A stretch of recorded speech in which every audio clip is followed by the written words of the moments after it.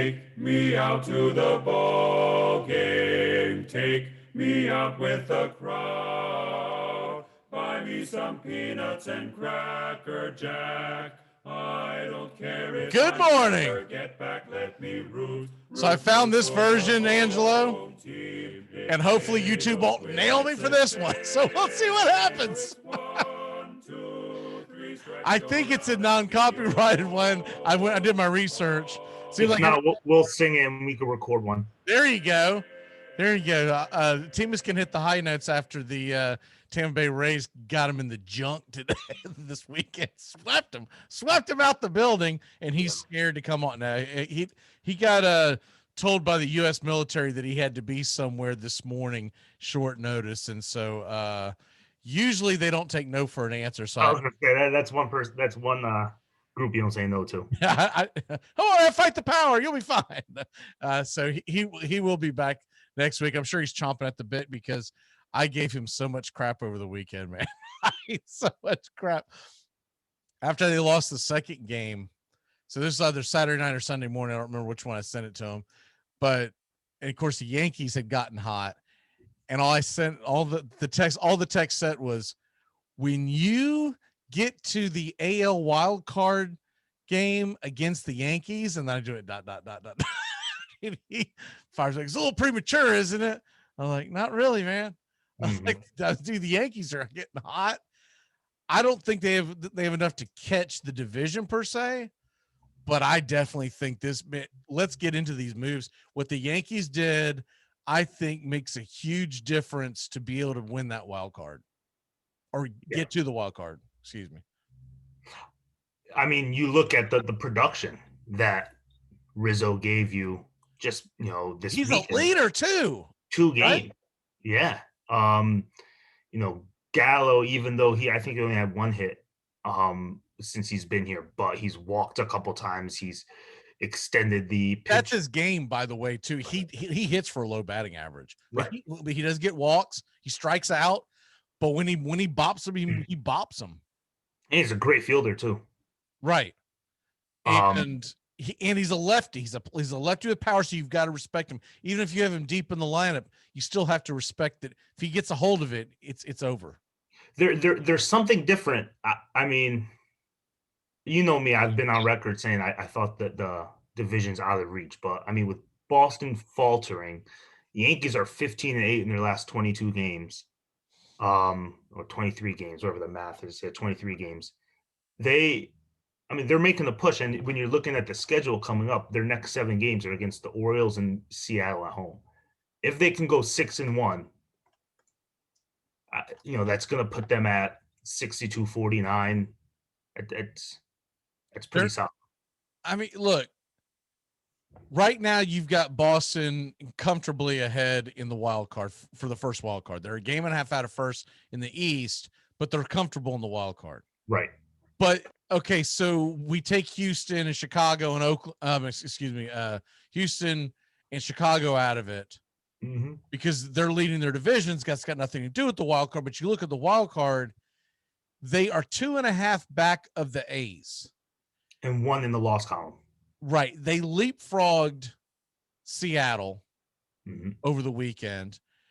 Toronto's still on their tail because they've won 4 in a row in their own right. I think they got more to worry about with Toronto than they do Oakland. I really feel like Oakland didn't do a whole hell of a lot. Sure, they brought Marte in, and that's great and all, but is that going to be a game changer? I don't believe so. They gave up Luzardo for that. That was... Yeah, but, man, he struggled a lot, so I kind of understood it.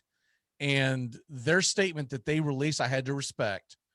When they traded him, they said, we wish him the best of luck, blah, blah, blah. But we've said all along that if our players put us in the position to make a move, we're going to back them up and make some kind of a move. Right. Basically, what they're saying is, you're sitting there leading for the second wild card. We're not going to go, well, we don't have a lot of money, so we're just going to sit back and watch it. But Oakland, as good as they've played great all year long, I just don't know if they can hold off the Yankees. And Toronto's charging. Now, the only thing that happens here, Toronto Yankees, Boston, Tampa, they're all in the same division, so they're all going to knock each other around. Mm-hmm. Oakland's going to get to play a lot of Texas Rangers. They're going to get to play a lot of LA Angels. So that's going to help them. But I'm looking at the rosters. Yankees in Toronto, what they did, Toronto bringing in Barrios, who had a phenomenal first outing for Toronto. The Yankees bringing in Rizzo. I don't think it can be understated what Rizzo's doing for that clubhouse. He's got championship pedigree. He seems like he's a leader. He's a rah-rah guy. And then you add Gallo. That offense, always thought the pitching all along was okay. It's not great, but it's okay. But that offense is going to start to click and hopefully get Severino back in the near future. Yeah, and then at the end of this month, we have that. There's a 4-game series out in Oakland starting August 26th. So that's going to be huge. Mm-hmm. Because those two teams could be eyeball to eyeball in the standings. That's still 3.5 weeks away, but that's going to be absolutely enormous. Have you heard any new updates on Severino, by the way? I haven't seen anything. Yes, they're expecting him and Kluber back between August 20th and September 1st, I heard. Okay.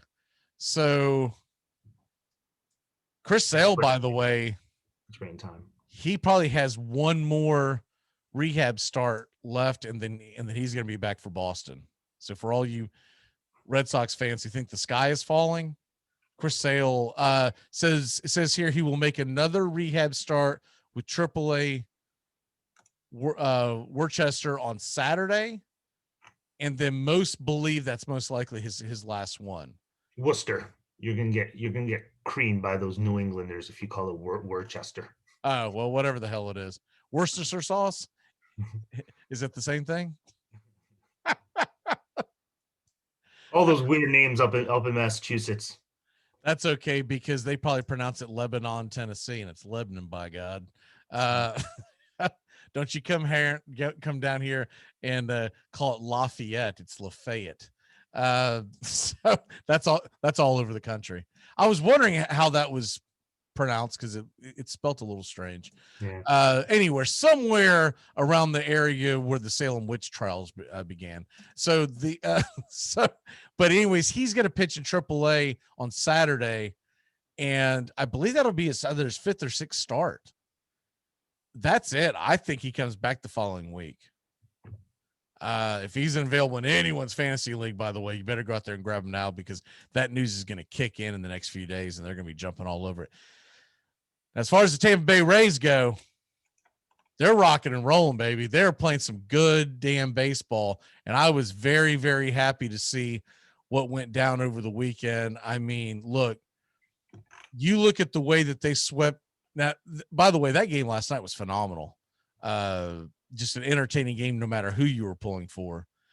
But you go back to Friday night and Tampa Bay, takes care of them 7-3. Didn't shock me because Fleming, to me, is a much better pitcher than Perez. Martin Perez, to me, that's one of the guys that if I'm the Red Sox, I would have made a trade to get him out of the lineup. He's kind of just there. He's not a bad Major League Baseball pitcher, but he's not a good pitcher on a championship caliber team. And then Eovaldi got creamed on a Saturday, which is strange because he normally pitches pretty well. And then last night's game, you had McClanahan outdueling Pivetta. Really good ball game for people that missed that one. I was a little surprised that Whistler came in to slam the door, but look, they traded Diego Castilla, so that door's kind of open. By the way, Anderson should be coming back in the near future. But the bad news is Glasnow came out yesterday that it looks like he's going to have Tommy John surgery sometime this week. Mm-hmm. So, which every Rays fan is going to say this right now. Why the hell didn't you have it when he first got hurt, right?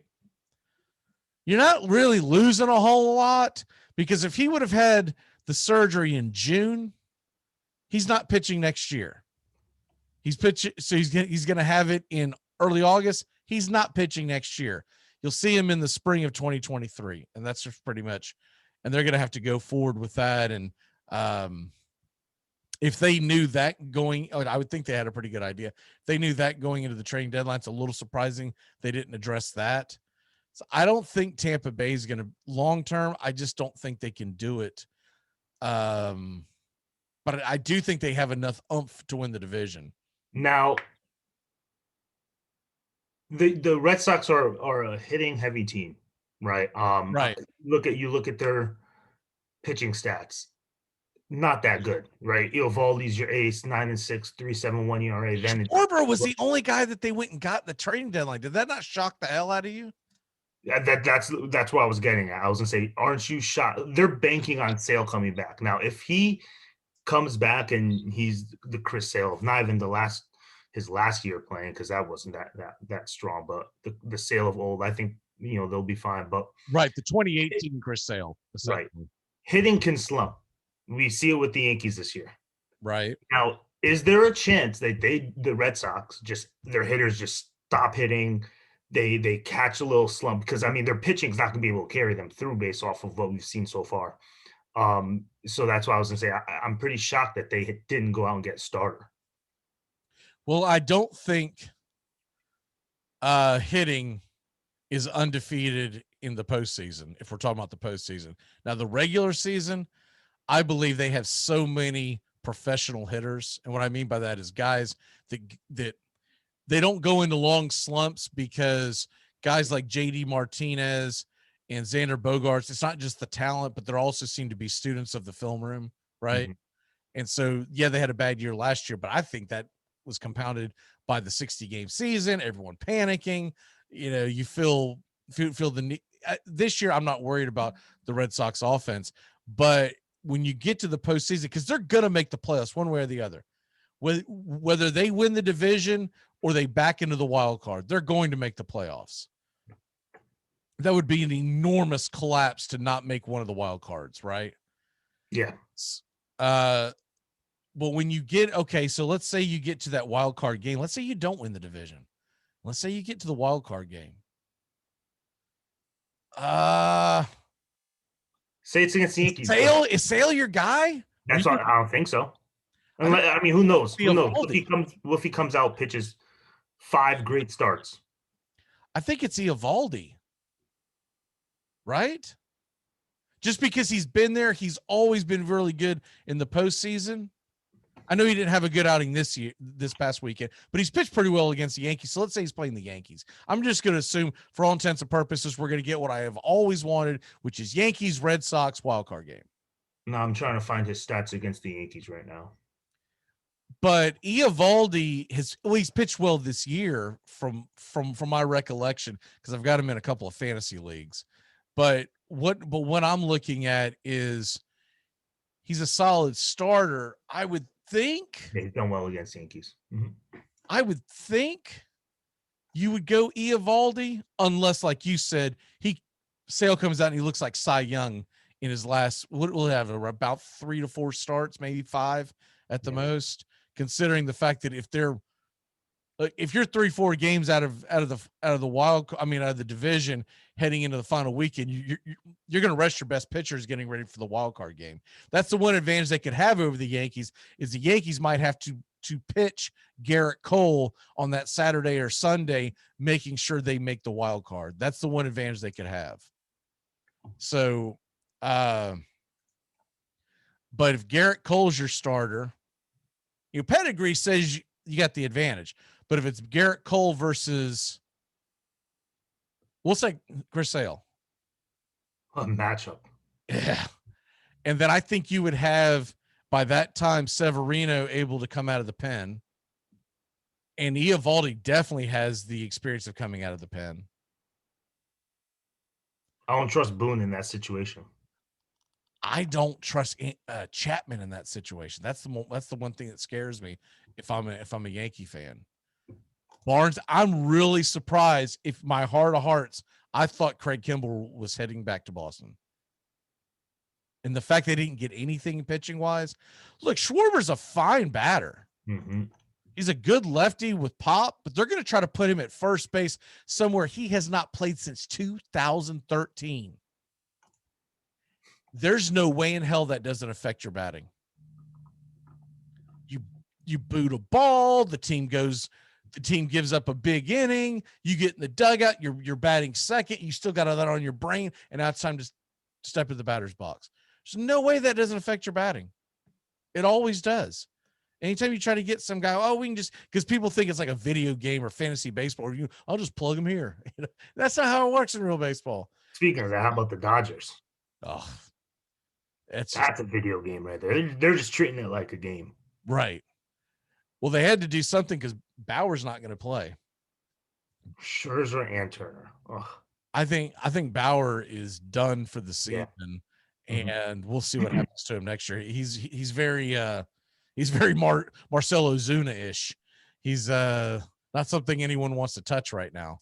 So they had to do something because they're looking at, when you look at them, they're looking at square in the eye. It's the same situation Red Sox and Yankees are. Padres and Dodgers are on a collision course for a 1-game play-in. And you want Scherzer to have to go up against Yu Darvish. You ain't trying to run, and I know he's been good, but you ain't trying to run Walker Buehler out there because he's never really stepped up in the hell. I would start Urias before I started him. And so I think that's what they're eyeballing all along. I think they know, hey, 3 games we can catch them, but it's not necessarily a slam dunk. So if we don't catch them, we got to have a backup plan for this 1-game plan, because those 2 teams are running away with the wild card. Yeah, no one's even sniffed that. Next closest is Cincinnati, and they're not that far off. 5-6 games probably. 4, 3 in the loss column. I mean, it's possible, but I just have to look at those rosters and say San Diego's way. Yeah. Mm-hmm. Wouldn't that be a mess if you're the Reds, you actually get in the thing, you have to face Scherzer first round for 1-game play? Who are they sending out there? Wade Miley? Oh man. Just I guess they would probably go Castillo because he's pitched better in the second half of the season, but he is a 3-inning, 6 earned runs waiting to happen. So that's a mess. And Mets too. Who knows what's going to happen with them? I'll tell you what's going to happen to them. They're going to choke it away. I don't know if it's going to be the Braves or the Phillies, but the Mets are going to choke it away. Not having DeGrom down the stretch is going to affect them, and they are about to. We hit this up on the Wake Up Y'all morning show that we do. The Mets have a tough stretch over the next several games. They play the Marlins this week, but after that it gets really difficult.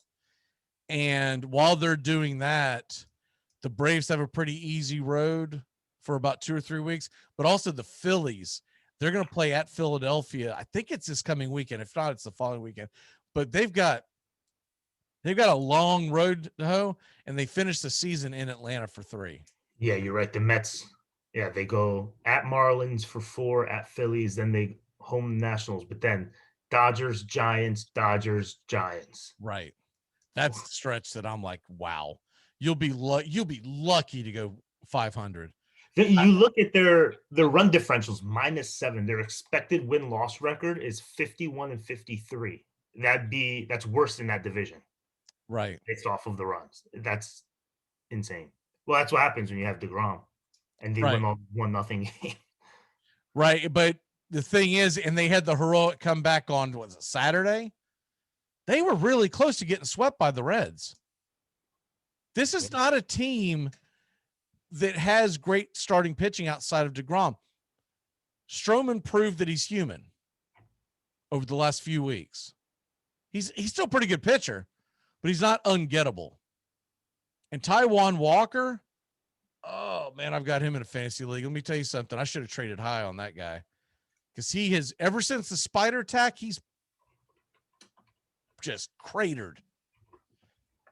So you have a situation where the Mets are going to have to start scoring runs to win, and that's why I don't think they're going to win. And you're going to go play all those teams that you mentioned out west. They're all fighting for position. They all want to win at least 2 or 3 against the Mets every single one of those series. Mm-hmm. Every single one of them. And they're going to be looking to sweep because they're like, oh man, Giants just swept y'all. And we're the Dodgers. We're going to have to sweep you too. If not, we've lost ground. That's going to be a mess for the Mets. I could see them absolutely cratering. I was watching a New York show this morning, and they were, sunny side of life kind of thing. And I was like, man, I'm going to remember what they said here, because in 2 weeks they're going to be ready to jump off buildings. They're gonna be, oh my God, the Phillies, because the Phillies quietly made, I think, one of the biggest transactions getting Kyle Gibson, and usually Phillies do Phillies type things, but that's getting him and getting Ian Kennedy, that was huge,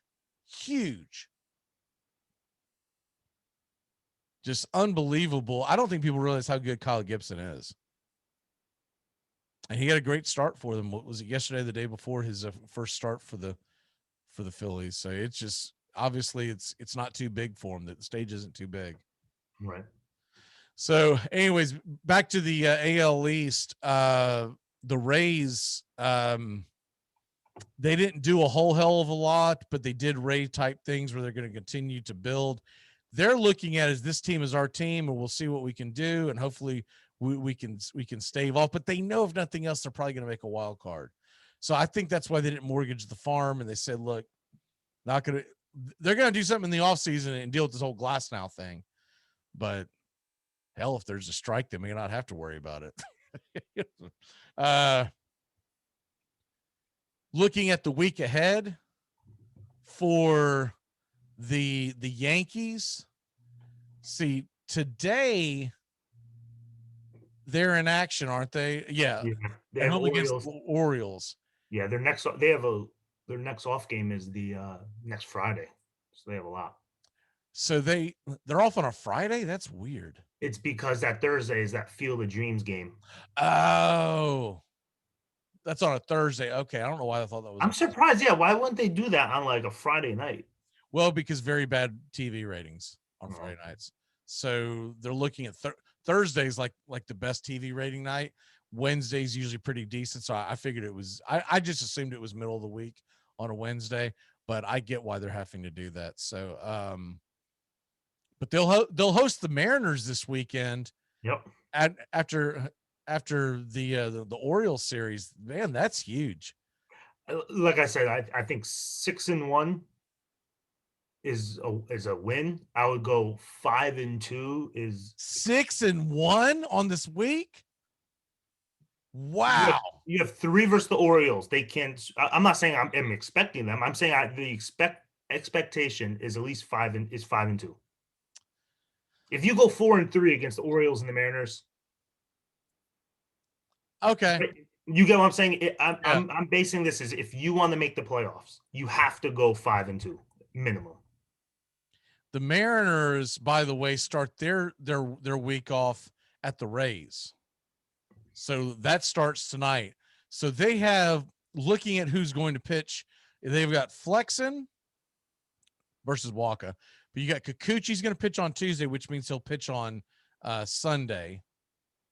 And the Mariners will have Gilbert on Wednesday. So you'll avoid Gilbert, which is huge. Because Gilbert, outside of Kikuchi, is probably their best pitcher. So right now, well, it still says to be determined.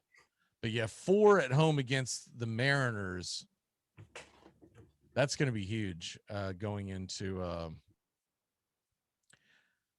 I just think 6-1 is just like, so you're basically saying you need to go. Again, I'm not saying that you can't go 6-1, but no. Bare minimum, you're looking at 2-1 against the Orioles because you never know any given day, and 3-1 against the Mariners. Yeah. I think that's doable. If you want to make the playoffs, that's doable.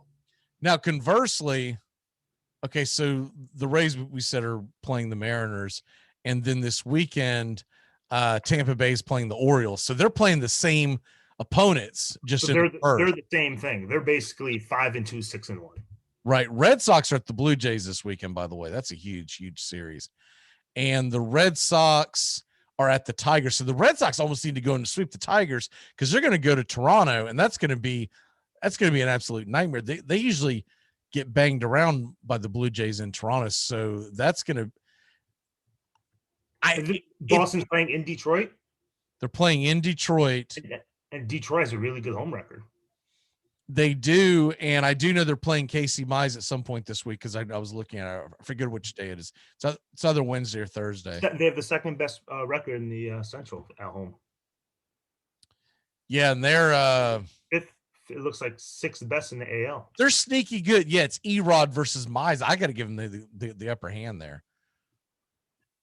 The Tigers have actually been playing pretty good baseball, but you got to win at least 2 or 3, at least if you're Boston. Yeah. Because you could go into a spiral. If you go to Detroit and lose that series, and let's just say, right, so right now I'm gonna put you on record, right? So let me do the math. So Boston's 63-44. What do you think they go in this next week? I don't have all the pitching in front of me, but considering that they're on the road to Detroit and they're on the road in Toronto, right? Isn't it? That's on the road, right? Is it 7 games or is it 3 and 4? Or that's what I need to double check. I believe. See, Thursday, I don't believe they play. So they do. They play Thursday, and the Red Sox are off today, it looks like. So it's 3 and 3. I think they might go 2 and 4. Because I think they definitely lose. Oh, they have 4 games versus the Blue Jays, doubleheader on Saturday. Oh, 3 and 4 then. Okay, so let's do 3 and 4. So that would put them at 66-48. I think the Rays hosting the Mariners first part of this week, and then they're off Thursday, it looks like, and then they're in Baltimore. Baltimore gives them a hard time, so I think they'll only win 2 or 3 of those. I think they'll go 4 and 2. So that would put them at 68-44. That would give them a half game gain on the Red Sox. They'd be 2 games in front of Boston. And 4 above in the loss column. I think the Yankees 5 and 2. So that would put them at 61-49. The Yankees right now are sitting where on their record? They're sitting 56-48. So that means that they've played 56 and 48. Okay. So 5 and 2 will put them at 61-50. So they've played 104 games. Right. So that means they have 58 left. I think for the New York Yankees to make the playoffs with 58 games left, they would need to go, I think, to be safe, we'll say 35 and 23 down the stretch. It's 12 games above 500. That's playing really good baseball. I think they could make the playoffs going, especially if some of those wins are against Oakland. They could make the playoffs going 33 and 25. But I think anything less than 33 wins, you're playing with fire. I mean, if what happens, if what we said just now happens, right, with this coming week, you'd have Tampa in first 68-44, Boston in second 66-48, Yankees third 61-50. So that would put them 3.5 behind Boston, 2 in the loss column. Okay, but not even worry. I wouldn't even worry about Boston at this point because you're talking about Oakland. I'll tell you what, you better smoke some. You better smoke them this weekend because Oakland is at home against the Rangers this weekend. Now they start off against the Padres. Right. They'll probably split that. Yeah, I'm looking to see, is that a 3 or 4? It looks like just a 2. Is it just a 2-game set? Yeah, they have an off day today, then an off day Thursday, then an off day next Monday. It's weird. So they have 3 off days, and so they only play 5 games this week. Yeah, I figure Oakland will probably go 3 and 2 at the worst. 4. Yeah, I'd say 3 and 2. 4 and 1 best case scenario. If you look at the pitching matchup, they've got Blake Snell on the mound. They have not announced who Oakland is yet. And if you look at the next day, it's probably a day game, I would think. 12:30 Pacific time. So right. So 3:30. So it's a Musgrove for the Padres, but they have not announced for Oakland. So you've got two of their better pitchers going up against Oakland. So Then they have a sneaky road trip. I mean, at Indians, at Rangers, at White Sox. No breaks in 10 days. That's not exactly easy. No. Anytime you're on the road in baseball. They come home. The back end of their schedule is rough. You have at Indians, at Rangers, at White Sox, home versus the Giants, home versus Seattle, and then home versus Yankees, 4 games. Do they play the Astros at all in the near future? Not this month. That's crazy. And the only time they what is insane is the way they built the NL East. The Braves and Mets don't play again until the final till October. Who the hell is designing these? I mean, yeah, for a long time, and they did a good job about it for a long time. I'd say last 3 or 4 or 5 years, not counting last year. Last year doesn't count, but I remember last year. September was loaded with divisional games, and now as they've gotten back to that junk they did a decade ago, where you never knew who you were playing in September. Braves are playing a lot of West Coast teams, both on the road and at home. Like, what?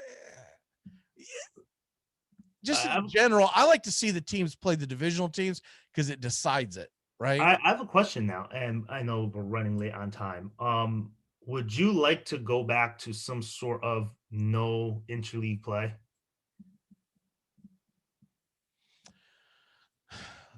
If it was possible, I would love it. Or maybe do it like they did it. Remember when they first started it? It was only a rival, right? Only one. Well, it was certain weekends. Remember when they first started it? It was like this is interleague play weekend. Yeah, let's go. I felt like the Yankees only played the Mets for like the first year or two. I think it was just like you played one team. But you have to get 2 expansion teams to be able to do that. Vegas, right? Because right now we got 15 in each league. And so you need 16 in each league so that there's always even. Because if not, you got what you got now where someone's always playing. Vegas and Montreal. Vegas and Montreal. Put Montreal in the AL East. Who would you move? Or the NL East. You know what? Put Montreal in the NL East. Well, then you can't do Vegas. And then put Vegas. Oh, you can put them in the AL West. Move. Well, which one has? I got rid of my standings. Isn't there one division that has? You'd probably go to four divisions in each. It's probably what you would do. You'd probably do exactly what the NFL's done. You have 4 divisions in each, and then you'd have 3 wild cards. So that's what I would. You know what you could even do is make like a South. Yeah. Right. That's what I'm saying, because you could have Tampa 16 and 16. You could do 4 across the board in each conference. The division winner makes the playoffs, so then it's the one best wild card. That's it. So it would be the NFL model, because right now the NFL you got 8 division winners, and you got 6 wild cards, so that gives you 14 teams. Still, one team is going to get the home field, the bye.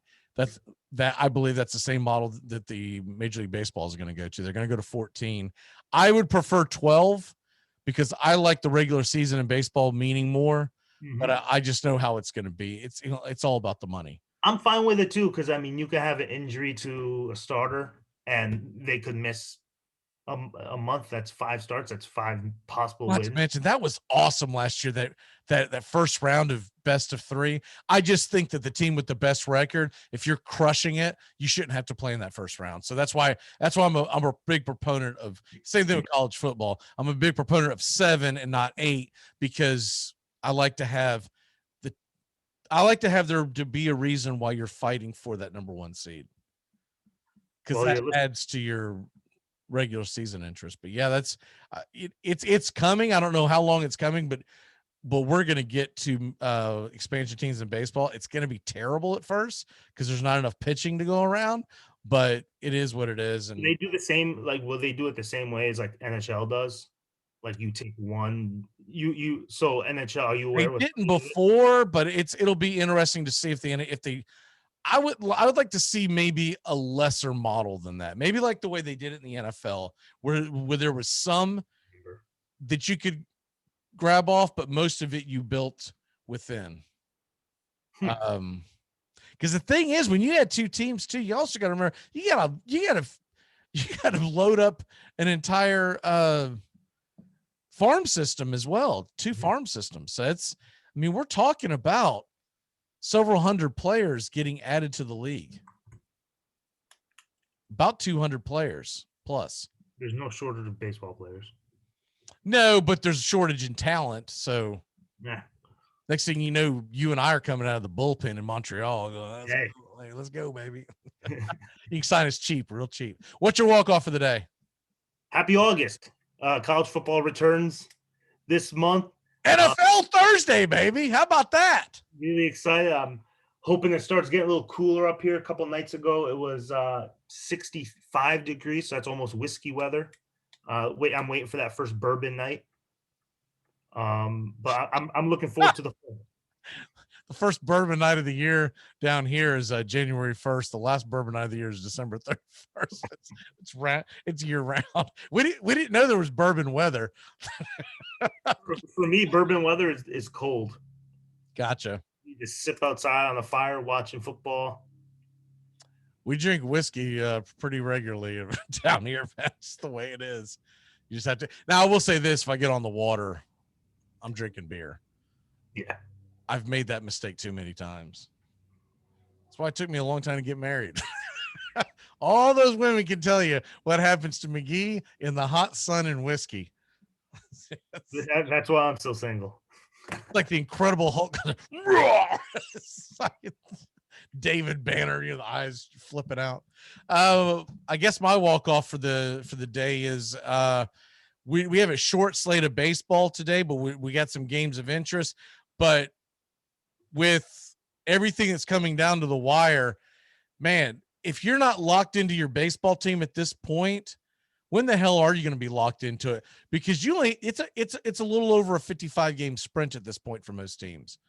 And we're basically where we were last July when we had a 60 game season and you just had to run. The only difference is some teams have one more game. In other words, we're not all starting at 0-0, but I've got every single game locked in now with the Rays and then of course Atlanta, every single game. And then I try to catch as many Yankees and Red Sox games that I can while the Olympics is going on. Mm-hmm. The women, what are they doing losing to Canada, man? What is that about? Those Canadians, man. They just, I'd say there's a lot of people who aren't shedding a tear. Because if you're going to kneel and turn your back during the anthem over the years, there's going to be a lot of people who are like, yeah, whatever. I don't care. Men's team won the Gold Cup last night against Mexico. Did they? I missed that. 1-0. Well, that's cool. We'll see what the football team does. It makes you wonder what the hell's going on. Like they're doing that during the Olympics. I don't know. It's weird. That's one of the problems with the Olympics is I missed the end of it. Japan and USA were in extra innings in baseball, and I missed who actually won that thing. I'll have to look it up. All right, brother. We'll see you next week, and hopefully Tampa Bay has created some space on Boston, and the Yankees are a little closer to see old Teamus is going to be puckered up by next Monday. I can tell you that right now. Go no. To the ball game.